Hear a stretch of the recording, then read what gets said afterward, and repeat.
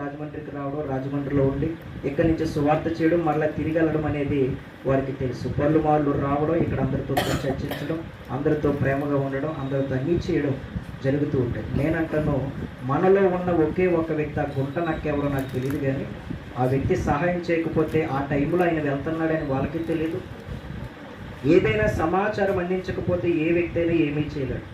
నాకు బాగా బాధాకరమైన విషయం ఏంటంటే, ఆయనైతే చనిపోయాడు, కానీ ఆయన కుటుంబం ఎంత బాధపడుతుందో నాకు తెలియదు, కానీ ఆయన దిక్కులేని అనాథ పిల్లలను ఆశ్రయించే ఒక వ్యక్తి. ఆ పిల్లలు ఏమైపోతారని చాలా బాధగా ఉన్నాను. అది ఆ పిల్లల్ని ఎవరు చూసుకుంటారో కూడా అర్థం కావట్లేదు. ఎంతో గొప్పగా ప్రేమించే ఒక వ్యక్తి, ఆయన డబ్బును కూడా లెక్క చేయకోకుండా అనాథలకు ఆశ్రయం ఇస్తూ, వృద్ధులకు ఆశ్రయం ఇస్తూ చాలా గొప్ప పరిచర్య. ఆయన సువార్త పరిచర్యనే చూస్తున్నారు, కానీ ఆయన వెనకాల చేసే పరిచర్య అంతా కూడా చాలా గొప్ప విలువైన గొప్ప పరిచర్య. వాళ్ళందరి పరిస్థితి